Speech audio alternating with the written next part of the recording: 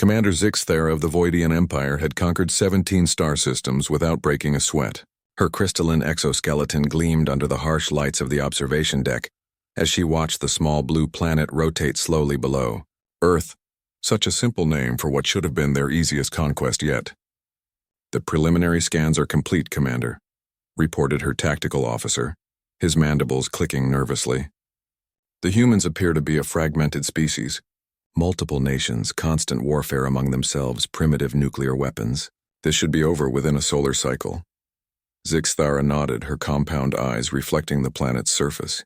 Intelligence suggested the humans had barely achieved interplanetary travel. Their technology was millennia behind the Voidian war machine.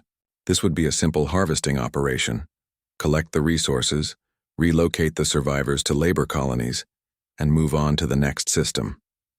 She had no idea she was about to witness something that would fundamentally change her understanding of warfare itself. The invasion began at dawn over the continent they called Asia. Adnan Hassan was a structural engineer in Karachi when the first Voidian dropships pierced the atmosphere like falling stars. He stood on his apartment balcony, coffee mug in hand, watching the alien vessels descend with an odd mixture of terror and fascination. "Nihal," he called to his sister, who was frantically packing emergency supplies. "Look at the design of their ships. The aerodynamics are all wrong for atmospheric entry. They're built for space combat, not planetary assault." Nihal Hassan paused in her packing, her medical training making her assess situations differently than her engineer brother. "Adnan, we need to get to the hospital. People are going to need help." "You're right," Adnan said, but his analytical mind was already working. "But look, they're landing in open areas, avoiding population centers. Either they're being cautious or they don't understand urban warfare." From her command ship, Zixthara watched her forces deploy with practiced efficiency. Voidian warriors were 8 feet tall, armored in biometallic carapaces that could deflect most projectile weapons. Their energy weapons could slice through steel. By every tactical analysis, the humans should have surrendered within hours. The first resistance came from an unexpected source. A group of human younglings, soldiers barely out of adolescence, had positioned themselves in the ruins of a bombed building. When Zixthera's ground commander reported the encounter, she expected a routine elimination. Instead, her tactical display lit up with warnings. "Commander, we're taking casualties!" The ground commander's voice crackled through the comm. "The humans? They're not fighting like any species we've encountered." Through her tactical feeds, Zixthera watched in growing amazement. The human soldiers weren't trying to win. They were trying to make the Voidians lose. Every fallen building became a fortress. Every civilian evacuation route was defended with suicidal determination. They used their own technology against itself, turning construction equipment into weapons, civilian vehicles into bombs. In Karachi, Adnan had joined a group of engineers and construction workers who were systematically destroying infrastructure to deny it to the invaders. "If they want our cities," he told Nihal as they rigged explosives in a water treatment plant, "they'll get rubble." Nihal, working in a field hospital, saw the other side of human nature. Doctors operated on wounded soldiers while bombs fell outside. Civilians shared their last food with injured fighters. Children too young to fight served as messengers, running through war zones with intelligence that kept the resistance alive. "They're not just fighting for territory," Nihal observed to a wounded soldier she was treating. "They're fighting for the idea that no one gets to tell humans what to do." The soldier, a young man barely older than herself, nodded weakly. "Ma'am, we're not even trying to win anymore. We're just trying to make sure they can't win either." This confused Zixthera more than anything. Across 17 conquered worlds, species had either fought to victory, fought to negotiated surrender, or simply submitted. Humans seemed to be fighting for the right to keep fighting. The turning point came 3 weeks into the invasion. A human city called Stalingrad? No, that was wrong, her translator corrected.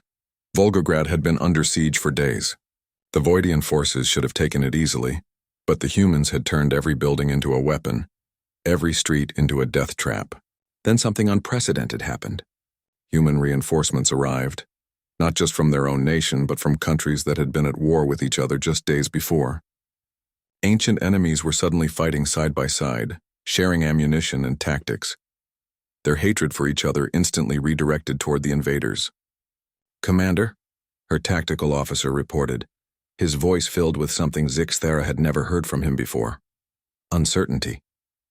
We're receiving communications from across the planet. The humans are coordinating. Every nation, every faction, they're all working together now. Zixthera studied the global tactical display. Red markers showed Voidian positions, blue showed human resistance. The red was being slowly surrounded by an ocean of blue. For the first time in her military career, she felt something she didn't recognize. Doubt. The final blow came when her fleet detected massive energy signatures from space.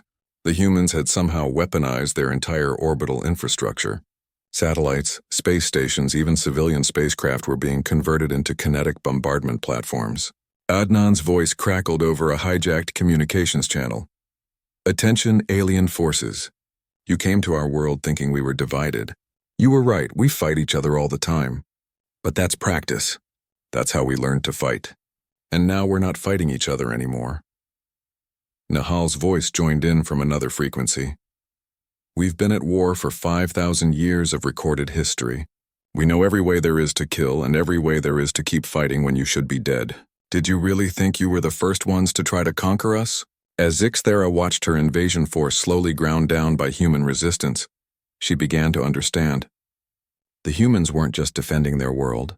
They were demonstrating why they were still alive despite millennia of trying to destroy themselves. They didn't fight to win. They fought to make their enemies lose. They didn't fight for conquest. They fought to ensure no one could conquer them.